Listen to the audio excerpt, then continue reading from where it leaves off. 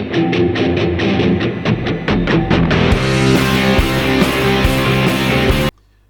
students, myself Mohammad Salim sir, bioscience wala. Today I am going to making a important video of question bank set 2. इससे पहले students हमने MCQs का एक set question number set 1 release किया था, एक video उसका release किया जिसको आपने काफ़ी सराहा है। उसी का सेकंड पार्ट जो है आज बनाने जा रहा हूँ। उम्मीद करता हूँ कि आपने पहला वीडियो लाइक पसंद किया होगा। अगर वो वीडियो आपको पसंद आया होगा तो आपने उसको सब्सक्राइब और शेयर ज़रूर किया होगा। स्टूडेंट्स, इस टेस्ट सेट नंबर 2 में आज हम जो है क्वेश्चन नंबर 36 से आगे समझने जा रहे हैं। क्वेश्चन नंबर 36 MCQs का जो है वो है when neutron is bombarded on the atom of uranium 235 through process of fission, खाली जगह न्यूट्रॉन इज रिलीज। देखिए स्टूडेंट्स, ये क्वेश्चन है चैप्टर नंबर 5 का टुवर्ड्स ग्रीन एनर्जी में ऑन पेज नंबर 50। हम जानते हैं कि न्यूक्लियर रिएक्टर जो होते हैं जिसमें न्यूक्लियर एनर्जी तैयार होती है या न्यूक्लियर पावर प्लांट जो होते हैं उसमें न्यूक्लियर एनर्जी तैयार होती है, ये न्यूक्लियर एनर्जी जो तैयार होती है ये हेवी एटम से तैयार होती है जिनके मॉलिक्यूलर वेट बहुत ज़्यादा होते हैं या एटॉमिक नंबर ज़्यादा एटॉमिक नंबर वाले होते हैं, जिसमें यूरेनियम का इस्तेमाल यहाँ हो रहा है। तो इसका इस्तेमाल जो है it is use for production of the electrical energy है यार। तो जब न्यूट्रॉन इसके यूरेनियम पर न्यूट्रॉन को बम्बार्ड किया जाता है तो स्टूडेंट्स ये 3 जो है न्यूट्रॉन को रिलीज करता है। ठीक है, एक क्वेश्चन तो ये आ गया आपको 3 न्यूट्रॉन, या एक क्वेश्चन ये आ सकता है कि how much energy is release. तो आप वहां लिख सकते हैं 200 मेगा इलेक्ट्रिकल वोल्ट एनर्जी, यानी आपको जो है वहां पर लिखना है, अगर इसके ऑप्शन में पूछा जाएगा तो 200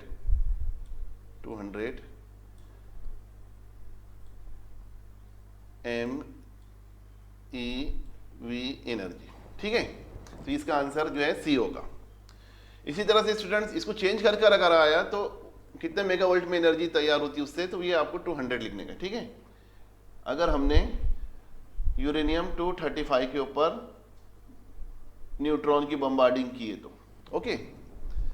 ठीक, इसी तरह से स्टूडेंट्स दूसरा क्वेश्चन है, that is very important question. The machine which convert kinetic energy of wind to electrical energy is called.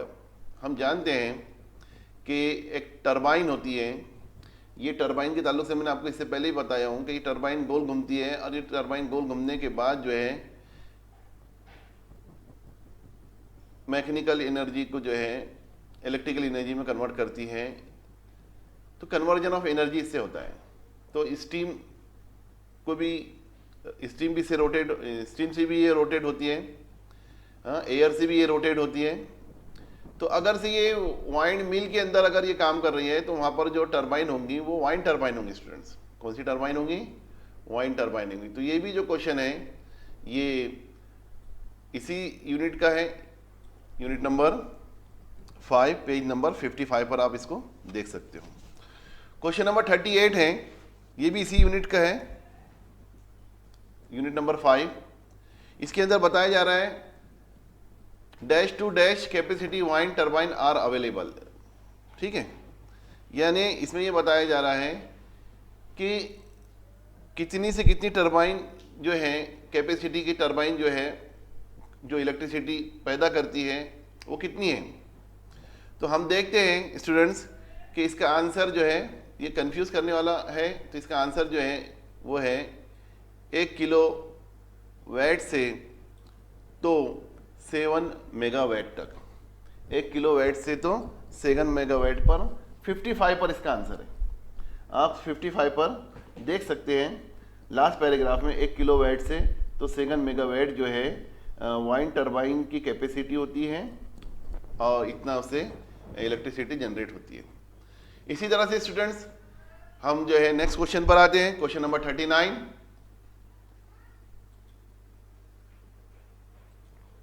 Question number 39 दिया हुआ है, वो भी उसी यूनिट का है, unit number 5 towards green energy. Solar photovoltaic cell convert the solar radiation energy directly into. तो question number 39 का ये जो क्वेश्चन है ये लिया हुआ है सोलार जो पैनल से एनर्जी तैयार की जाती है उसे हम कहते हैं electric generation through solar plate या सोलार सेल या सोलार फोटोवोल्टिक सेल, ठीक है। तो ये भी बड़े बड़े प्लांट होते हैं, इसमें सोलार फोटोवोल्टिक सेल इस्तेमाल किए जाते हैं, उसकी प्लेट होती है। तो स्टूडेंट्स ये जो क्वेश्चन है इसका आंसर जो है वो क्या है देख लीजिए पहले। Solar photovoltaic cell convert the solar radiation energy directly into, कौन से इसमें, अब इसमें क्या होता है डायरेक्ट जो है एनर्जी को डायरेक्ट कन्वर्ट किया जाता है, सोलार एनर्जी को डायरेक्ट कन्वर्ट किया जाता है इलेक्ट्रिकल एनर्जी में, कोई दूसरी एनर्जी इसमें कन्वर्ट नहीं होती है बीच में, जैसे दूसरे हम देखते हैं पावर प्लांट में होता है कि वहाँ पर पहले जो है स्टीम एनर्जी को इलेक्ट्रिकल एनर्जी में या हीट एनर्जी में कन्वर्ट करके फिर उसको काइनेटिक एनर्जी को पोटेंशियल एनर्जी में ऐसा कन्वर्ट किया जाता है। यहाँ ऐसा कुछ भी नहीं है, यहाँ पर डायरेक्ट जो है आप सोलार प्लेट को लगाइए, यूज़ कीजिए और इलेक्ट्रिकल एनर्जी हासिल कीजिए। तो बड़े बड़े सोलार पैनल्स होते हैं, सोलार पैनल से जो है डायरेक्ट जो है ट्रांसफॉर्मेशन होता है इलेक्ट्रिकल एनर्जी का डीसी के ज़रिए से, डायरेक्ट करंट के ज़रिए से। ओके, तो ये भी आपको पेज नंबर 56 पे देखने को मिल जाएंगे स्टूडेंट्स, इसकी भी डिटेल आपको। दूसरा क्वेश्चन है, a silicon solar cell of dimension 1 centimetre square. अगर 1 सेंटीमीटर स्क्वायर का एक सेल है, सोलार सेल का डायमेंशन है अगर से, तो उससे कितनी एनर्जी तैयार होती है। क्वेश्चन नंबर 40 है। क्वेश्चन नंबर 40 का जो आंसर है डेट इज बी, यानी 300 मिली एम्पियर 30 मिली एम्पियर जो है एनर्जी उससे तैयार होती है। देखिए यहाँ पर दिया हुआ इसका आंसर पेज नंबर 56 पर आप देख सकते हैं टेक्स्ट बुक्स के, ये भी उसी यूनिट का है टुवर्ड द ग्रीन एनर्जी। इसी तरह से क्वेश्चन नंबर 41 है, a silicon solar cell of dimension 1 centimetre square generate potential difference of about. अब यहाँ पर पोटेंशियल डिफरेंस पूछा गया। देखिए 1 सेंटीमीटर स्क्वायर से how much current is produce, वो 30 मिली एम्पियर हमने डाल दिया है, वहाँ करंट था, करंट को हम एम्पियर में लेते हैं, ठीक है। लेकिन पोटेंशियल डिफरेंस को हम हमेशा वोल्ट में मेजर करते हैं, क्या में करते हैं, वोल्ट में करते हैं। तो 41 का जो आंसर है यहाँ पर वो स्टूडेंट्स आप देख लीजिए, वो है 0.5 वोल्ट। Okay, 0.5 volt. तो आइए, ये 3 क्वेश्चन को आपने समझ लिए, ये इसी से रिलेटेड थे, इसी टॉपिक से रिलेटेड थे। अब नेक्स्ट क्वेश्चन की तरफ आते हैं हम, question number 42। In nuclear fusion neutron is bombarded on atom of, काय के ऊपर। अभी ये क्वेश्चन पहले भी रिपीट हो चुका है, ठीक है। हाँ, अभी इससे पहले क्वेश्चन नंबर 35 के अंदर ये क्वेश्चन को हमने सॉल्व कर चुके हैं कि यूरेनियम के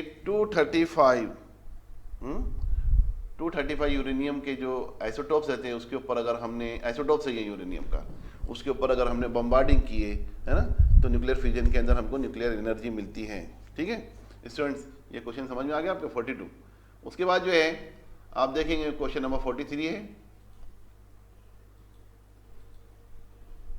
43 में देखिए आप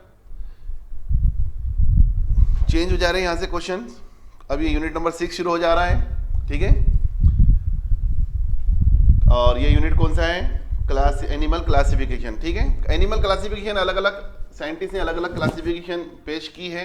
हिस्ट्री ऑफ द क्लासिफिकेशन में आप पढ़ सकते हैं, किसी ने आर्टिफिशियल सिस्टम ऑफ क्लासिफिकेशन दिया, किसी ने नेचुरल सिस्टम ऑफ क्लासिफिकेशन दिया है। यहाँ हम देख रहे हैं कि वो कौन सा पहला फिलोसोफर है जिसने एनिमल क्लासिफिकेशन किया, तो ही वाज द एरिस्टोटल, ठीक है। इसने हमको जो सिस्टम ऑफ क्लासिफिकेशन दिया है that is the artificial system of the classification students. तो आप देख सकते हैं एरिस्टोटल इसका नाम है, फिलोसोफर था ये, इसने सबसे पहले हमको एनिमल क्लासिफिकेशन को परफॉर्म करके दिखाया है। इसके बाद question number 42, my body is soft and slimy so I known as, मेरी बॉडी जो है सॉफ्ट है और स्लिमी है तो मैं कौन हूँ? तो नरम जिस्म वाले जो एनिमल्स हैं या सॉफ्ट बॉडी वाले जो एनिमल्स हैं या जो फाइलम है जिसमें सॉफ्ट बॉडी वाले एनिमल्स इंक्लूड किए जाते हैं वो सिर्फ और सिर्फ मॉलस्का है। कौन है स्टूडेंट्स? पाइला, मॉलस्का, उसके एग्जांपल पाइला है। ठीक है, याद रहेगा आपको मॉलस्का। तो मॉलस्का की मीनिंग ही जो है सॉफ्ट बॉडी वाले होते हैं, the animals of the soft body. ठीक है, याद रखिए आप इससे। इसी तरह से ये जो है एनिमल क्लासिफिकेशन के क्वेश्चन शुरू हो गए हैं और animal classification is the unit number of 6। ठीक है, इसके बाद question number 45, the following is bisexual hermaphrodite animal. Hermaphrodite animal कहते हैं इसको, यहाँ स्पेलिंग में थोड़ा सा हम चूक गए हैं, टी आ गया है यहाँ पर, इसको दुरुस्त कर लीजिएगा आप। हार्मोफेराडाइट यानी वो एनिमल जो बाइसेक्सुअल होते हैं या एक ही एनिमल में बोथ सेक्सेस आर प्रेजेंट, जैसे फ्लावर होते हैं बाइसेक्सुअल फ्लावर, उसी तरह से एनिमल भी होते हैं बाइसेक्सुअल एनिमल जिसमें एक ही बॉडी के अंदर एक ही लिविंग ऑर्गेनिज्म में दोनों सेक्स मौजूद होते हैं, इन्हें हम हार्मोफेराडाइट बाइसेक्सुअल कहते हैं स्टूडेंट्स। तो ये भी एनिमल क्लासिफिकेशन से ताल्लुक़ रखता है यूनिट। यहाँ जो आंसर है इसका वह है डोलियोलम है और ये इम्पॉर्टेंट आंसर है। बाकी के जितने भी है ये यूनिसेक्सुअल है, स्कॉर्पियन, कॉकरोच, मिलीपेट। ठीक है, डोलियोलम ये हार्मोफेराडाइट है। याद रहेगा आपको?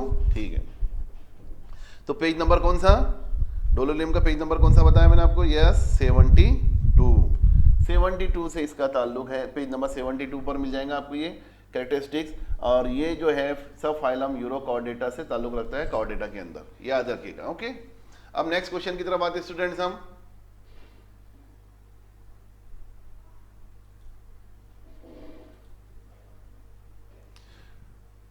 Question number 46, from the following खाली जगह dash this animal can regenerate the broken parts of its body. यानी वो कौन सा एनिमल है जो अपने बॉडी के ब्रोकन पार्ट से दोबारा रीजनरेट हो जाता है? Regeneration is a type of asexual reproduction, पढ़े हम नहीं है?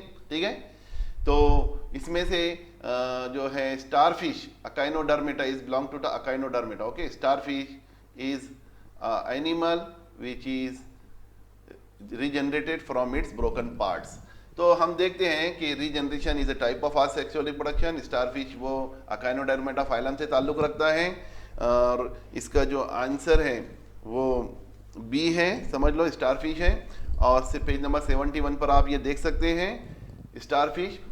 और कौन सा एनिमल है स्टूडेंट्स जिसमें रीजनरेशन होता है? पढ़े आपने सेक्सुअल रिप्रोडक्शन में, यस, प्लेनेरिया। ठीक है, प्लेनेरिया याद रखिएगा। Planaria is belong to the which phylum? Platyhelminth. Okay, question number 47, which one of the following is warm blooded animal. दो तरह के एनिमल होते हैं, एक होते कोल्ड ब्लडेड एनिमल, एक होते वार्म ब्लडेड एनिमल। तो इसमें वो कौन सा एनिमल है जो वार्म ब्लडेड है? Bat, turtle, frog, lizard. तो अब यहाँ जवाब जो रहेगा इसका वो बैट रहेगा। बैट क्या है? Bat is a mammal. ठीक है, it include in the class mammal. काय में इंक्लूड किया जाता है इसको? मैमल्स के अंदर इंक्लूड किया जाता है। ओके स्टूडेंट्स, तो याद रहेगा आपका आंसर बैट। जी हाँ, question number 48, my body is at both end is खाली जगह टू मिनिमाइज वाटर रेजिस्टेंस। देखिए कुछ एनिमल्स ऐसे होते हैं उनको रेजिस्टेंस मिलता है, जैसे एविज है, बर्ड्स है, इनको हवा में रेजिस्टेंस जो है मिलता है। इसी तरह से फिशेस है, एक्वेटिक एनिमल है, उनको वाटर में रेजिस्टेंस मिलता है। तो इनके रेजिस्टेंस को, वाटर रेजिस्टेंस, एयर रेजिस्टेंस को कम करने के लिए इनकी जो बॉडी होती है वो नेचुरली कैसी होती है? टेपरिंग होती है, यानी वो गौदुम जैसी होती है, यानी आगे से भी उनका जो है बॉडी का शेप जो है टेपरिंग रहता है और पीछे से भी उनके बॉडी का शेप जो है वो टेपरिंग रहता है। इस टाइप की बॉडी का हम स्पिंडल शेप बॉडी कहते हैं। मैंने स्पेशली जो है यहाँ पर स्पिंडल शेप ब्रैकेट में लिख दिया हूँ आपके लिए ताकि आप इसको आसानी से समझ जाए। तो चाहे वो एनिमल में फिशेस हो या फिर बर्ड्स हो, their body is spindle shape body for resistance in the air और for resistance in the water. ठीक है, तो वाटर और एयर में रेजिस्टेंस करने के लिए होता है। तो क्वेश्चन नंबर 48 हुआ अपना यहाँ पर, ठीक है। टेपरिंग यहाँ आएगा इसका, my body is at both and tapering, यानी दोनों एंड जो है बॉडी के उनके टेपरिंग रहते हैं। यहाँ मैंने इसको स्पेंडरशिप ब्रैकेट में आपको समझने के लिए लिख दिया हूँ। पेज नंबर जो है आप 73 से ये मालूमात हासिल कर सकते हैं। Okay, next question that is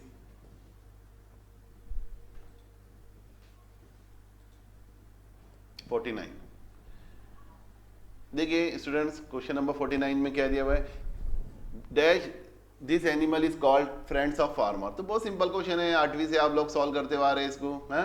earthworm है, फ्रेश, तो हम इसको कहते हैं फ्रेंड्स ऑफ फार्मर कहते हैं। कोई टेंशन की बात ही नहीं है इसमें। 49 का जो आंसर है वो डी है और पेज नंबर 69 पर है, और ये भी जो है किससे ताल्लुक रखता है, यस, एनिमल क्लासिफिकेशन से। Question number 50, dash is most clever animal among all non chordates. जितने भी नॉन कॉर्डेट्स हैं सब में एक क्लीवर एनिमल है ये सबसे ज्यादा, उसका नाम क्या है, yes, octopus. Octopus is belong to which phylum students, कौन से फाइलम से, पेज नंबर 70।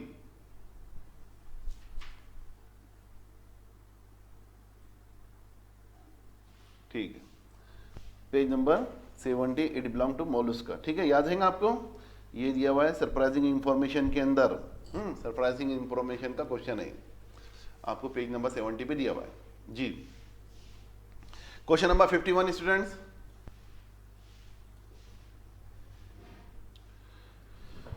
क्वेश्चन नंबर 51 दिया हुआ है, which of the following has hard calcium carbonate protective shell. यानी कुछ एनिमल ऐसे होते हैं उनकी बॉडी के ऊपर जो एक्स्ट्रा कवरिंग होती है वो कैल्शियम कार्बोनेट की होती है या कैल्केरियस सब्सटेंसेस की होती है, उसे हम क्या कहते हैं कि ये हार्ड कवरिंग होती है, इनसे इनका प्रोटेक्शन होता है। तो ये जो एग्जांपल है ये बायोवाल्व का है, पेज नंबर 70 पर ही है। मोलस्का में इसका इंक्लूजन होता है, ठीक है, मोलस्का से ही हम उसको इंक्लूड कर सकते हैं बायोवाल्व। इसका आंसर सी होगा। ओके, तो ये क्वेश्चन नंबर हो गया 52। Is use in production of vitamin. देखिए अब यूनिट नंबर 7 पर आ गए हैं। 7 नंबर का यूनिट जो है वो कौन सा है students, yes, introduction to microbiology. अब हम यानी दूसरे यूनिट में आ गए हैं, माइक्रोबायोलॉजी का जो इंट्रोडक्शन है उसमें हमको आ गए हम। तो अब माइक्रोबायोलॉजी में हम क्या करते हैं, स्टडी ऑफ माइक्रो ऑर्गेनिज्म करते हैं, उनके यूज, वो कितने यूजफुल है माइक्रो ऑर्गेनिज्म हमारे लिए या कितने हार्मफुल है वो स्टडी करते हैं, जो आपने 9th स्टैंडर्ड में पढ़ा हुआ है। और उनकी जो एप्लीकेशंस हैं बायोटेक्नोलॉजी के हिसाब से, ये एप्लीकेशंस को हम यहाँ स्टडी करते हैं। तो लैक्टिक एसिड जो है यहाँ पर हम इसका आंसर कहेंगे, क्योंकि लैक्टिक एसिड एक ऐसा एसिड है जो ज़्यादातर बड़े पैमाने पर बोले तो चलता is use in the industries. ठीक है, ये कैसे तैयार होता है, लैक्टिक एसिड फर्मेंटेशन के जरिए से तैयार होता है। लैक्टिक एसिड फर्मेंटेशन किसके जरिए से होता है आपको मालूम है, लैक्टोबैसिलाई बैक्टीरिया के जरिए से। Okay students, you can see the answer of this question on page number 81। Question number 52, 52 देखेंगे आप, 52 हो गया हमारा, 53 देखेंगे हम। Dash use for treatment of, dash is use for treatment of diarrhoea and treatment of poultry also. जी हाँ, ये जो है इंपॉर्टेंट क्वेश्चन है।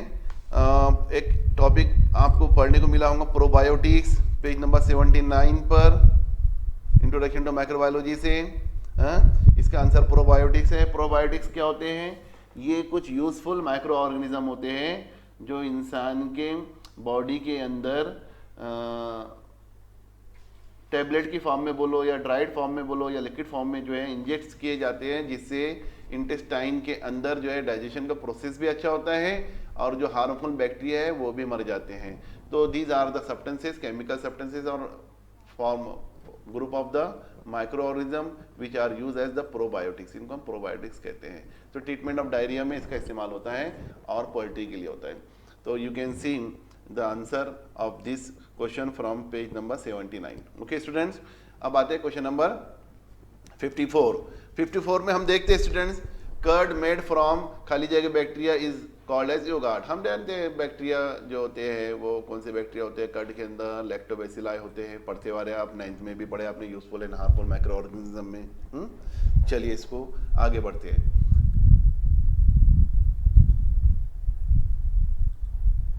क्वेश्चन नंबर 55 देखेंगे। Dash is effective against tuberculosis. कौन सी जो मेडिसिन है, ये सब एंटीबायोटिक्स है। All these are antibiotics which are form from the fungus और द बैक्टीरिया। ठीक है, बैक्टीरिया से और फंगस से तैयार की जाती है। बताइए तो पहला एंटीबायोटिक कौन सा डिस्कवर्ड हुआ था? Penicillin. Who discovered this penicillin? 1928, Alexander Fleming. ठीक है, तो ऐसे उसके बाद से बहुत सारे एंटीबायोटिक का इस्तेमाल किया गया है। Antibiotics are the chemical substances which are used to kill the pathogens and to stop their growth. ठीक है, ये एंटीबायोटिक्स होते हैं, ये कुछ केमिकल्स होते हैं जो माइक्रो ऑर्गेनिज्म के जरिए से तैयार किए जाते हैं। तो यहाँ आंसर जो है ये चारों पे एंटीबायोटिक है, लेकिन rifamycin is use broadly against tuberculosis. Okay, हाँ। Question number 56। Question number 56 is dash is use in commercial bakery industry. Bakery के अंदर जो माइक्रो ऑर्गेनिज्म का यूज होता है वो ईस्ट है, और जो ईस्ट बेकरी में यूज होती है वो कंप्रेस होती है, यानी पाउडर फॉर्म में इसको यूज किया जाता है। जैसे ही हम ये पाउडर फॉर्म की ईस्ट को पानी में मिलाते हैं और शुगर उसमें डाल देते हैं तो ये एक्टिव हो जाती है और रिप्रोड्यूस होना शुरू हो जाती है। ठीक है, तो ईस्ट बेकरी प्रोडक्ट में ज़्यादा इस्तेमाल होता है इसका फर्मेंटेशन के लिए। कौन सा फर्मेंटेशन? Alcoholic fermentation. ठीक है, question number 57 students. Dash is artificial sweetener obtain bye microbial processing. Microbial processing होती है, it is on page number 81। Microbial processing होती है। माइक्रोबियल प्रोसेसिंग में क्या होता है? बहुत सारी चीजें तैयार होती है स्टूडेंट्स। आजकल इतना एप्लीकेशन बढ़ गया है माइक्रो ऑर्गेनिज्म का कि माइक्रोबियल प्रोसेसिंग के जरिए से और बहुत सारे माइक्रो ऑर्गेनिज्म का यूज करके हम बहुत सारे प्रोडक्ट तैयार कर सकते हैं। तो इसमें हम देखते हैं प्रोटीन तैयार हो रहे हैं, विटामिन तैयार हो रहे हैं, कुछ एडिबल कलर्स तैयार हो रहे हैं, एंटीऑक्सीडेंट तैयार हो रहे हैं, इमल्सिफायर तैयार हो रहे हैं, बहुत सारी चीज़ें तैयार हो रही है। लेकिन साथ ही साथ आर्टिफिशियल स्वीटनर भी तैयार हो रहे हैं। ये आर्टिफिशियल स्वीटनर जो होते हैं ये स्पेशल किस्म के इससे एक प्रोडक्ट तैयार होता है, उसको हम ज़ाइलिटोल कहते हैं। क्या कहते हैं स्टूडेंट्स? ज़ाइलिटोल। इसका आंसर ज़ाइलिटोल है। ठीक है, जैसे लेसिन का इस्तेमाल विटामिन बनाने में होता है, नियासिन का होता है, ज़ैंथन का इस्तेमाल गम बनाने में होता है, ज़ैंथन गम का इस्तेमाल होता है चॉकलेट वगैरह में, पुडिंग्स में, क्रीम्स में, आइसक्रीम में मिलाने के लिए। तो इसका नाम ज़ाइलिटोल एक सब्सटेंस है। ये आर्टिफिशियल स्वीटनर्स हैं जो माइक्रोबियल प्रोसेसिंग के जरिए से तैयार किए जाते हैं। 58 question number 58 students. At the earliest stage of development, organism in the form of mass of cell, yes, and at the cell, all the cell in that mass are almost alike, are called as, है ना।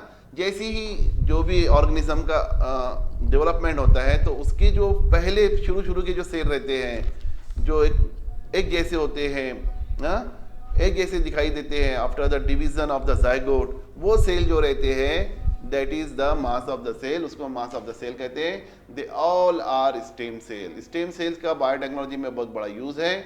इसका इस्तेमाल हम जो है काय के लिए करते हैं? रीजेनरेटिव थेरापी के लिए करते हैं और ऑर्गन ट्रांसप्लांटेशन के लिए करते हैं। तो स्टूडेंट्स, स्टेम सेल्स की ये डेफिनेशन ही है। स्टेम सेल अगर आपको पूछा गया what is mean by stem cell, तो you can write at the earliest stage of development organism is in the form of mass of the cell, all the cell in that mass are almost alike, are called as stem cell। तो इसका answer जो stem cells है, ये जो answer है ये आप 88 पर, पेज नंबर 88 पर देख सकते हैं। Next question is there, that is which of the following 59 which of the following is important while considering organ transplantation. जब ऑर्गन ट्रांसप्लांटेशन होता है, पेज नंबर 90 पर आप देख सकते हैं, तो कौन सी चीज को कंसीडर किया जाता है ना।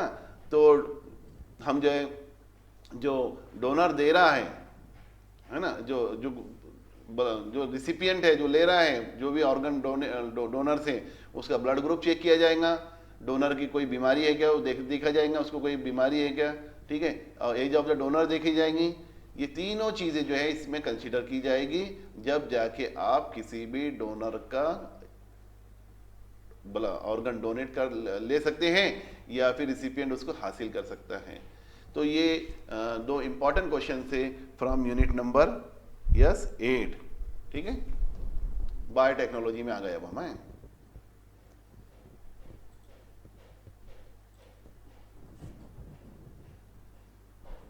क्वेश्चन नंबर 59 हुआ students.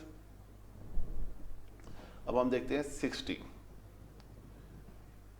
It is very important to have availability of dash for organ transplantation. क्या क्या चीजें जरूरी हैं ट्रांसप्लांटेशन के लिए, क्या क्या चीजें जरूरी है? तो doctor, dispensary, organ donor, ambulance. Yes, यहाँ पर तो सबसे पहले डोनर की जरूरत होती है। डोनर ही नहीं मिलते हैं क्योंकि वैल्यूएबल वाइटल ऑर्गन होते हैं, और वो वाइटल ऑर्गन देने के लिए लोग जो है जल्दी से तैयार होते नहीं है, तो वो इसलिए डोनर की बहुत इंपॉर्टेंस है। Availability of donor is very important. ठीक है, तो ये भी आप देख सकते हैं चैप्टर नंबर 8 पेज नंबर 90 से आपको ये देखने को मिल सकते हैं। इसी तरह से क्वेश्चन नंबर 61 है, the disease related to the production of insulin is. अब आप जानते हैं कि वो कौन सी बीमारी है जो इंसुलिन के कम या ज़्यादा होने से हमको होती है। यस, दैट इज डायबिटीज, है ना। हम जानते हैं कि insulin is produce in the pancreas, ठीक है, और ये इंसुलिन अगर कम हो जाती है तो हमें हाइपर कैल्शियम, हाइपर जो है ज़्यादा शुगर हमारी जो है ज़्यादा हो जाती है, और ज़्यादा सिगरेट होती है इंसुलिन, तो ये शुगर कम हो जाती है। तो हम देखते हैं कि डायबिटीज़ से रिलेटेड है ये इंसुलिन का प्रोडक्शन। ठीक है, इसके बाद स्टूडेंट्स देखिए नेक्स्ट क्वेश्चन है दिया हुआ,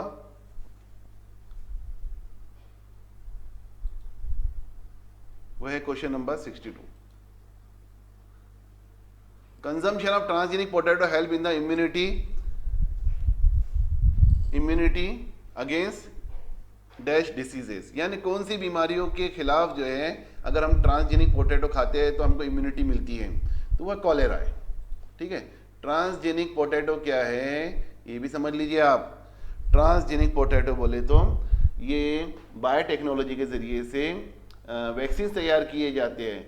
तो बहुत सारे हमारे जो फ्रूट्स हैं, बहुत सारी जो हमारी वेजिटेबल्स हैं, उनमें आजकल क्या किया जा रहा है कि कुछ ऐसे बैक्टीरिया को इंजेक्ट किया जा रहा है या इम्प्लांट किया जा रहा है जो हमारे लिए वैक्सीन का काम करेंगे। तो ऐसी वैक्सीन को हम एडिबल वैक्सीन कहते हैं। यानी जो ट्रांसजेनिक पोटैटो है it is nothing but the edible vaccine for our diet, in our diet. ठीक है, ये हमारी डाइट के जरिए से हमको दिया जा रहा है। कॉलेरा के अगेंस्ट में ये काम करते हैं transgenic potatoes.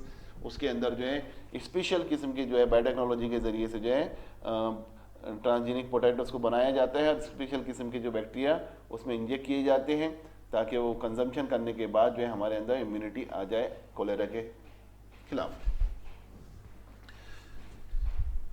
Question number 63 students, in America dash have valuable contribution in green revolution. हम जानते हैं कि बहुत सारे रिवोल्यूशंस आए हैं, है ना।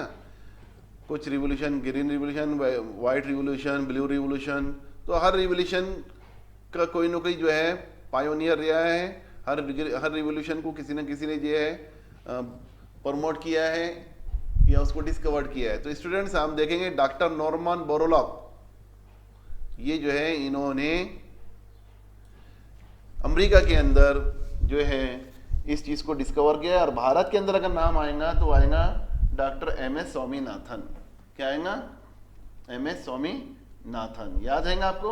जी हाँ, भारत का के अंदर जो है इन्होंने। और ये जो अरविंद खुराना जो है, डॉक्टर अरविंद गोविंद खुराना जो है, इन्होंने जेनेटिक कोड डिस्कवर्ड किया था। ये भी हमारे इंडिया के थे, इनको इसके लिए नोबेल प्राइज मिला था, जेनेटिक कोड। क्वेश्चन नंबर 64 देखते हैं, the two method of artificial insemination and embryo transfer R use. देखिए ये जो दो मेथड है आर्टिफिशियल इंसेमिनेशन। आर्टिफिशियल इंसेमिनेशन किसे कहते हैं? जैसे कुछ एनिमल होते हैं या कुछ जो है ह्यूमन में जो है समझ लो कुछ मेल होते हैं, इनके स्पर्म जो है यूट्रस में नहीं पहुंच पाते हैं, या कुछ एनिमल हैं जिनके अंदर जो है सेक्सुअल रिप्रोडक्शन नहीं हो पा सकता या सेक्सुअल इंटरकोर्स नहीं हो पाता है। तो अब उनको कैसा करना पड़ता है कि उनके एम्ब्रियो जो है उनके यूट्रस में पहुंचाना ज़रूरी होता है ताकि वहाँ फर्टिलाइजेशन हो, और फर्टिलाइजेशन के नतीजे में जो है न्यू ऑफ स्प्रिंग या प्रोजेनिस जो है या न्यू बेबीज जो है वो प्रोड्यूस हो, तो उसके लिए क्या करते हैं हम, आर्टिफिशियली इंसेमिनेशन करते हो। तो स्पर्म को यूट्रस में छोड़ने को आर्टिफिशियल इंसेमिनेशन कहते हैं, या बाहरी जो है एम्ब्रियो तैयार कर लिया जाता है इन विट्रो फर्टिलाइजेशन टेक्निक के जरिए से, या टेस्ट ट्यूब बेबी के जरिए, टेस्ट ट्यूब बेबी टेक्निक के जरिए से। ऐसे बहुत सारे जो है मॉडर्न टेक्निक है जो रिप्रोडक्शन की, उनके जरिए से जो है एम्ब्रियो को तैयार कर लिया जाता है, फिर उसको ट्रांसफर कर लिया जाता है। तो ट्रांसफर क्या कहाँ किया जाता है, the two methods of artificial insemination and embryo transfer R use, काहे में किया जाता है, एनिमल हस्बेंड्री के अंदर, ताकि हमको जो है ज़्यादा से ज़्यादा जो है एनिमल्स मिले, और वो एनिमल्स का इस्तेमाल हम जो है हम मिल्क प्रोडक्शन के लिए, मीट के लिए, कमर्शियल पर्पस के लिए हम करें, या पेट एनिमल्स को हम करते हैं, या हम जो है इससे पेट एनिमल भी हासिल कर सकते हैं। ओके स्टूडेंट्स, नेक्स्ट क्वेश्चन जो है अब हम देखने जा रहे हैं, क्वेश्चन नंबर 65।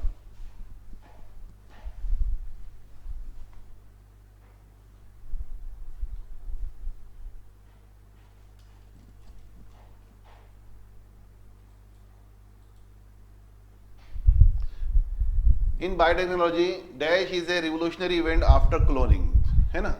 कौन सा जो 21st सेंचुरी का जो सबसे बड़ा अचीवमेंट है बायोटेक्नोलॉजी का, वो तो हम जानते हैं बहुत सारी चीज़ें, लेकिन क्लोनिंग है। क्लोनिंग के ज़रिए से जो है डॉली तैयार की गई थी, आपने देखा है क्या नहीं, बहुत सारे प्रोजेक्ट उससे लॉन्च किए गए हैं क्लोनिंग के ज़रिए से। लेकिन क्लोनिंग के बाद जो सबसे बड़ा जो अचीवमेंट है वो कौन सा है स्टूडेंट्स, तो डेट इज़ 65 पर आप देख सकते हैं, स्टेम सेल रिसर्च है। स्टेम सेल रिसर्च इम्पॉर्टेंट जो है वर्क है बायोटेक्नोलॉजी में, जो हम जानते हैं जो बड़े पैमाने पर ऑर्गन ट्रांसप्लांटेशन को या रिजेनरेटिव थेरापी के तौर पर जो है इसको जीन थेरापी के तौर पर हम इसको यूज़ करते हैं। तो stem cell research is important work है, रिवोल्यूशनरी वर्क है in the field of biotechnology. दूसरा क्वेश्चन है student, the toxin which is fatal for dash was produce in leaves and bolls of cotton. हम जानते हैं कि बहुत सारे जो प्लांट्स होते हैं उनको बहुत सारी डिसीजेस होती हैं, ठीक है। वो डिसीजेस की वजह से क्या होता है स्टूडेंट्स, प्लांट्स को हमको पेस्टिसाइड्स छिड़कना पड़ता है। वो पेस्टिसाइड्स फिर हमारे लिए हार्मफुल होता है, सॉइल पॉल्यूशन होता है, हमारे फूड चेन में उसके जो है मॉलिक्यूल्स वो शामिल हो जाते हैं। इसलिए हम देखते हैं कि अब बायोटेक्नोलॉजी की मदद से हम क्या करते हैं कि प्लांट और प्लांट्स की जो लीफ है, उसके जो उसके फ्रूट है, उसमें हम ऐसे जीन्स मिला देते हैं जो उनके लिए, जैसे वो खाते हैं उनके पत्तों वगैरह को, तो या उनके बॉल्स ऑफ कॉटन को खाते हैं, बोंडों को, तो वो टॉक्सिन बन जाता है, और वो टॉक्सिन बनने के बाद जो है वो ख़त्म हो जाते हैं खाने के बाद, उनकी जो है एलिमेंट्री कैनाल फट जाती है। तो इसका आंसर जो है वो कैटरपिलर है, बोल्स वार्म है, और इनको ख़त्म करने के लिए जो है इनकी लीफ के अंदर जो है मॉडिफिकेशन किया जाता है। पेज नंबर 92 पर जो है आप जो है वो देख सकते हैं, बीटी कॉटन, बीटी राइस, या क्रॉप बायोटेक्नोलॉजी, या हाइब्रिड सीड, या जेनेटिकली मॉडिफाइड क्रॉप्स के अंदर जो है इसका इस्तेमाल होता है। तो कॉटन के अंदर जनरली जो है ऐसे जीन को आइसोलेट किया जाता है जो बैक्टीरिया से ली जाती है, और उसको इंटीग्रेट किया जाता है कॉटन के अंदर, और वो जब वो पत्तों को जब वो कैटरपिलर खाते हैं या वार्म खाते हैं तो वो वैसे ही मर जाते हैं। इस तरह से हमको कोई छिड़काव वगैरह करना पड़ता नहीं है, और हम जो है केमिकल जो स्प्रे होता है या फिर फवारा होता है उससे हम बच जाते हैं, और बोल्स वार्म मर जाते हैं, और हमारा जो प्रोडक्शन ऑफ जो है कॉटन वगैरह ये बढ़ता है। स्टूडेंट्स, इसके बाद क्वेश्चन नंबर दिया हुआ है 67 है, okay. Dash start from 14 day of conception. Conception कहते हैं किसी भी माँ के पेट में या यूट्रस में जाइगोट बनने के बाद एम्ब्रियो का ठहर जाना, या हम कह सकते हैं प्रेगनेंसी का ठहर जाना, ओके। तो क्या होता है, जैसे जाइगोट तैयार होता है, तो जाइगोट जैसे तैयार होता है उसके अंदर सेल डिवीजन होती है। सेल डिवीजन के बाद क्या होता है, वो मोरूला, ब्लास्टूला, गैस्टूला ये बनता है, फिर एम्ब्रियो बनता है, फिर एक देखते हैं हम कि एक पूरा फीटस तैयार हो जाता है। एनिमल के केस में कर लेता हूँ, तो जो एम्ब्रियो बनने के जो पहले प्रोसेस होता है वो क्या है, तो सेल डिवीजन है। सेल डिवीजन के बाद जो है दूसरा जो प्रोसेस आता है वो सेल डिफरेंशिएशन आता है। तो हम देखते हैं स्टूडेंट्स कि एनिमल्स के अंदर सेल डिफरेंशिएशन एक जो इम्पॉर्टेंट प्रोसेस है। वैसे तो ग्रोथ के 3 प्रोसेस है, याद रख लीजिए आप, ग्रोथ की 3 प्रोसेस है। Number 1 cell division, number 2 cell differentiation, number 3 cell elongation. तो ये इलॉन्गेशन जो है is a part of the cell development, ठीक है। तो यहाँ हम देखेंगे पहला स्टेप दिया हुआ है, दूसरा है और इलॉन्गेशन यानी सेल। तो यहाँ सेल डिफरेंशिएशन जो है वो 14 डेज के बाद ही शुरू हो जाता है। पेज नंबर 89 पर आप ये देख सकते हैं कि किस तरह से जो है ये प्रोसेस होता है। इसके बाद क्वेश्चन नंबर 68 स्टूडेंट्स, यहाँ ये दिया हुआ है कि government of India to increase production by encouraging the people for by launching the program NKM16। ये जो है आप निकालिए 97 पेज नंबर देखेंगे आप, तो इसका आंसर जो है वो पाइसी कल्चर है। पाइसेस कहते हैं मछलियों को, मछली पालने को कहते हैं, है ना, मछलियां पालने को कहते हैं पाइसिस कल्चर। तो ये कल्चरिंग को आजकल गवर्नमेंट बढ़ावा दे रही है, क्यों? क्योंकि इससे जो है एम्प्लॉयमेंट मिलता है ना, और लोगों का जो है इकोनॉमिकल जो प्रॉब्लम है वो सॉल्व होते हैं, रोजगार मिलता है लोगों को। तो ये NKM जो है एक्चुअल में ये एक बहुत ही इंपॉर्टेंट क्या बोलना चाहिए इसको, रिवोल्यूशन है, नील क्रांति मिशन बोलते हैं इसको, 2016। आप इसका NKM का फुल फॉर्म लिख लीजिए आपके पास, नील क्रांति मिशन, जिसको अपन ब्लू रिवोल्यूशन में भी स्टडी करते हैं। ब्लू रिवोल्यूशन यानी revolution in the field of sea food. Sea food के अंदर जो भी रिवोल्यूशन आया है, जैसे व्हाइट रिवोल्यूशन आया है, जैसे मिल्क के अंदर, जैसे ग्रीन रिवोल्यूशन आया है अपने वेजिटेबल्स में और एग्रीकल्चर फील्ड में, तो उसी तरह से ब्लू रिवोल्यूशन आया है ये सी फूड के अंदर। जितनी भी सी फूड्स हैं उनको हासिल किया जाता है, और जो है उसको नाम जो हमारे यहाँ इंडिया में उसको जो नाम दिया गया है वो नील क्रांति मिशन दिया है 2016 के नाम से। NKM यानी उसका फुल फॉर्म आप याद रख लीजिए, नील क्रांति मिशन 2016। तो स्टूडेंट्स ये हुआ क्वेश्चन नंबर 68, उसका आंसर है पाइसी कल्चर, ठीक है, फिशरी भी बोल सकते हैं हम उसको।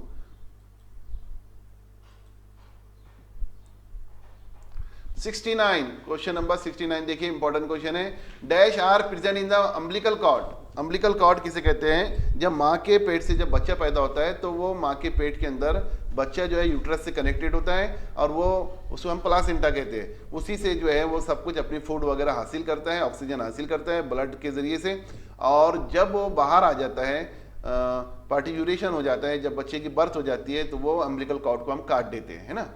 वो अम्बिलिकल कॉर्ड जो है बायोटेक्नोलॉजी में उसकी बहुत इंपॉर्टेंट है, क्योंकि उसके जो सेल होते हैं वो बहुत ही ज़्यादा टोटिपोटेंट होते हैं, बहुत ज़्यादा रीजनरेटिव होते हैं।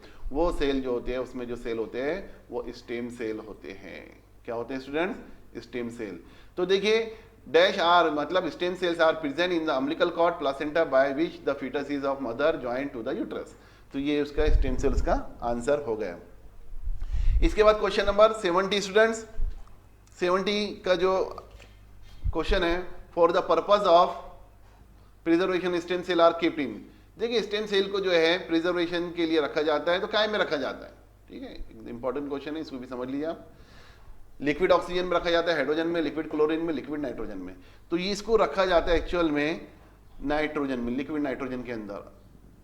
लिक्विड नाइट्रोजन के अंदर रखा जाता है -135 degree Celsius to -190 degree Celsius temperature पर नाइट्रोजन के अंदर रखा जाता है। लिक्विड नाइट्रोजन के अंदर प्रिजर्व करके रखा जाता है स्टेम सेल को, ताकि ये प्रिजर्व रहे, क्योंकि बायोटेक्नोलॉजी में इसका बहुत यूज है। तो इसका आंसर रहेगा लिक्विड नाइट्रोजन। क्या रहेंगे स्टूडेंट्स?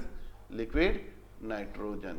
याद रहेगा आपको? You can get this answer from page number 89।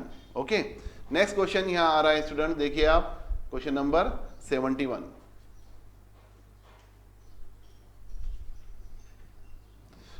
Phenyl keto urea is a disorder that causes genetic changes. देखिए ये एक डिसऑर्डर है जिसमें कुछ केमिकल चेंजेस होते हैं ऑर्गन के अंदर, और वो क्या करता है उस ऑर्गन के सेल को genetical changes causes genetical changes in the cell, यानी उस ऑर्गन के सेल के अंदर वो जेनेटिकल चेंजेस लेकर आता है। तो वो है लीवर, उसका आंसर है लीवर।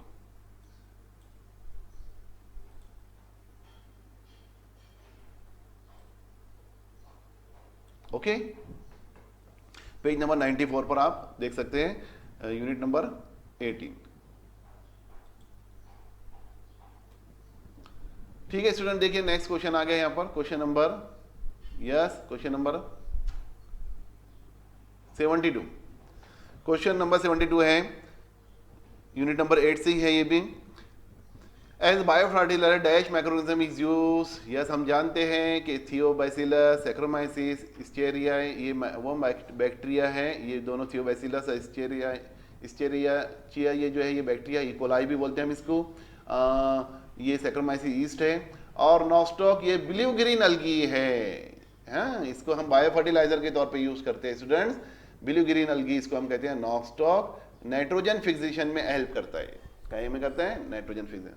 नेक्स्ट क्वेश्चन है क्वेश्चन नंबर 73, इसका जो आंसर है वो देख लीजिए, इसका जो क्वेश्चन है देख लीजिए 73, alcohol consumption mainly affect nervous system, जितने भी अल्कोहलिक पर्सन होते हैं उनके नर्वस सिस्टम पर ये अफेक्ट करता है, जो भी अल्कोहल कंजम्पशन करते हैं। ठीक है, सोचने समझने की उनकी सलाहियत वगैरह सब खत्म हो जाती है। नेक्स्ट क्वेश्चन यहां पर दिया जा रहा है, question number 74 students, laughter club is remedy to drive away. Laughter club जो बनाए जाते हैं बड़े बड़े शहरों में, यहाँ लोग जाते हैं, वहां जाते हैं, वो हंसते हैं जैसा कुछ देर के लिए सब मिलकर। It is given on the page number 106, आप देख सकते हैं। तो स्ट्रेस मैनेजमेंट के लिए जाते हैं लोग यहाँ पर, काय के लिए जाते हैं, स्ट्रेस मैनेजमेंट के लिए, स्ट्रेस को कम करने के लिए। इसका आंसर जो है वो स्ट्रेस होगा। ठीक है, इसके बाद क्वेश्चन नंबर 75 है, dash help the student to improve the concentration in their studies. कौन सी चीज है जो स्टूडेंट्स को उनकी स्टडी में कंसंट्रेशन करने में मदद करती है? तो वह है student meditation. It is very important, हमारे रिलीजियस पॉइंट ऑफ व्यू से भी बहुत इंपॉर्टेंट है ये। ठीक है, आप जो है हर रिलीजन के अंदर जो है मेडिटेशन को बहुत इंपॉर्टेंट है। मेडिटेशन कंसंट्रेशन बनाने में बहुत इंपॉर्टेंट है। हर एक चीज़ पर कंसंट्रेशन बनाने के अंदर, अगर कारोबार में दिल नहीं लग रहा है या स्टडी में दिल नहीं लग रहा है, तो आप जो है ये मेडिटेशन के ज़रिए से जो है आपको दो फायदे होते हैं मेडिटेशन के ज़रिए से। एक तो आप गॉड की जो है रजा चाहते हैं, दूसरा मेडिटेशन के ज़रिए से आप कंसंट्रेशन, आपका जो इधर उधर आप सोच रहे होते हैं वो आपका कंसंट्रेशन बन जाता है। It is very important remedy to improve the concentration. Okay students, ये हो गया क्वेश्चन नंबर 75।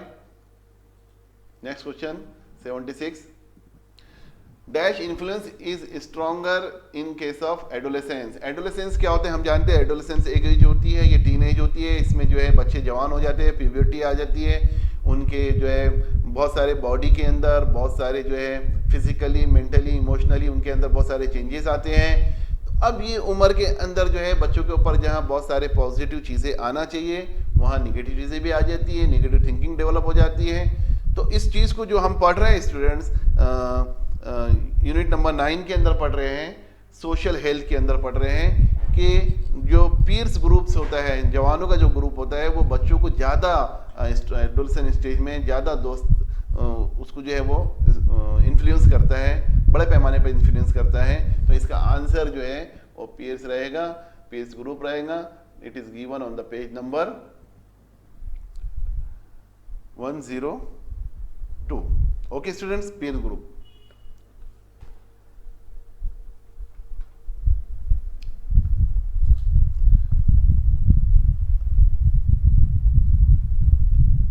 इसके बाद जो है page number question number, in age of technology खाली जगह है चेंज। क्या चीज चेंज हो गई है टेक्नोलॉजी के इस दौर में? लाइफस्टाइल है ना, पूरा लाइफस्टाइल चेंज हो गया है।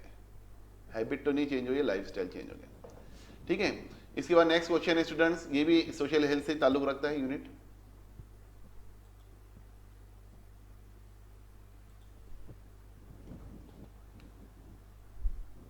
क्वेश्चन नंबर 78 को देख लेते हैं। Hobby like dash help to create positive mindset. कौन सी है हॉबी है जो आपके अंदर पॉजिटिव माइंडसेट को डेवलप करती है? न्यूट्रिशन है, केयरिंग है, किसी चीज़ का ट्रांसपोर्टेशन वगैरह करना है, रियरिंग डोमेस्टिक एनिमल है, फिलॉसफी है।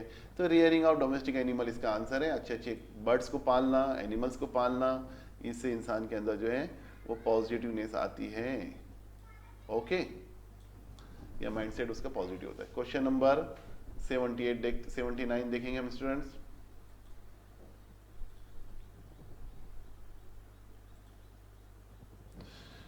Dash causes cancer of mouth and lungs. Tobacco जो है वो ही है जिसमें निकोटीन होता है, जिसमें ऐसे केमिकल्स होते हैं जो लंग्स, इंटेस्टाइन, माउथ, इसके कैंसर को जो है बढ़ावा देता है। तो क्वेश्चन नंबर 102 पर आप ये देख सकते हैं इसका आंसर। और question number 80, addictive person can not. अब एडिक्टिव पर्सन क्या कर सकता है? क्या स्टेट नहीं चल सकता है? एब्सोल्युटली नहीं सोच सकता है, स्पिरिचुअली नहीं सोचता है, नहीं, बल्कि वो रेशनली नहीं सोचता। उसका किसी चीज़ पर कंसंट्रेशन नहीं होता, लॉजिकली नहीं सोचता है, वो जो दिल में आए उस बक करते रहता है ना, उसकी लॉजिकल थिंकिंग खत्म हो जाती है। तो रेशनली उसका आंसर रहेगा question number 80, page number 103, unit number 9। Okay, question number 81, which of the following is physical problem caused by mobile phone use. Mobile phone के यूज से कौन से प्रॉब्लम डेवलप हो रहे हैं आजकल? स्टूडेंट्स चलिए बताइए, आपको तो सब मालूम है, you are using this device. Headache, defect of vision, joint pain, all of the above, सब के सब प्रॉब्लम ये डेवलप हो रहे हैं। बल्कि इससे ज़्यादा एक लंबी लिस्ट निकलेंगी अगर हमको देखना है, तो बहुत सारे प्रॉब्लम आजकल इससे डेवलप हो रहे हैं। इसका कम से कम इस्तेमाल होना ज़रूरी है। तो क्वेश्चन नंबर 81 हो गया स्टूडेंट्स। अब 2 क्वेश्चन बाकी रह गए हैं, आपका इंतजार खत्म। Okay, liquor is produce from dash obtain through the fermentation of substances. तो जो है इसका आंसर अल्कोहल रहेगा। हम देखते हैं कि अल्कोहलिक फर्मेंटेशन होता है, उससे अल्कोहल तैयार होता है। शराब को हम लिकर कहते हैं, और वो जो पर्सन जो है शराब पीता है उसको अल्कोहलिक कहते हैं हम, और उसके जो कंजम्पशन है उसको अल्कोहलिज्म कहते हैं। तो ये होगा क्वेश्चन नंबर 82। 83 क्वेश्चन जो इंपॉर्टेंट क्वेश्चन है student, Salaam Mumbai foundation is a organisation mainly work against. Salaam Mumbai foundation जो है एक ऑर्गेनाइजेशन है जो स्लम एरिया के जो स्टूडेंट्स रहते हैं, जो बच्चे रहते हैं, उनमें काम करता है। ये बहुत ही इम्पॉर्टेंट काम करते हैं, बहुत बेसिक लेवल पर काम करते हैं सलाम मुंबई फाउंडेशन। इनके ज़रिए से बच्चों के अंदर जो है जो टोबैको कंजम्पशन की जो आदत पड़ गई है, उसको ये ख़त्म करवाते हैं, स्ट्रिक्टली इसके अगेंस्ट में काम करते हैं। वैसे इनके और दूसरे काम भी हैं, ये गरीब बच्चों में मदद भी करते हैं, ठीक है, स्कूल में उनकी मदद करते हैं। इनके बोलने पर गवर्नमेंट ने जो है 2002 से जो है बहुत सारे स्कूलों के अंदर ये प्रोग्राम को लॉन्च किया है, ठीक है। तो ये बच्चों की एजुकेशन में, उनके हेल्थ सेक्टर में, और उनको लाइफ स्टाइल में जो सलम इलाके के जो बच्चे रहते हैं उसमें काम करते हैं, but they are working against mainly the tobacco consumption. तो स्टूडेंट्स ये 83 क्वेश्चन थे जो आपके क्वेश्चन बैंक में दिए गए थे। मैंने अपनी कोशिश से इसको ट्रांसलेट करने की कोशिश की है। ट्रांसलेशन में अगर कुछ चेंजेस आए तो मैं कमेंट बॉक्स में डाल दूंगा, लेकिन कोई चेंजेस आए नहीं है, और कुछ आंसर वगैरह में भी कुछ चेंजेस आए तो वो भी डाल दूंगा। आप केयरफुल्ली जो है इस वीडियो को सुनिए, देखिए। इसकी PDF भी आज ही मैं जो है डिस्क्रिप्शन बॉक्स में इसकी लिंक दे दूंगा, वो लिंक के ज़रिए से, और जो रेफरेंसेस मैंने चैप्टर के पेज नंबर के दिया हूँ, आप इन सब क्वेश्चंस को दोबारा अपने टेक्स्ट बुक्स में निशान लगाइए, अंडरलाइन कीजिए, हाईलाइट कीजिए, और उसको बार बार पढ़िए। आपको ये क्वेश्चंस बहुत हेल्पफुल साबित होंगे। I hope that you understand all this thing here students. अगर आपको मेरा ये वीडियो पसंद आया हो तो ज़रूर आप इसको लाइक कीजिए, सब्सक्राइब कीजिए और शेयर कीजिए। Thank you.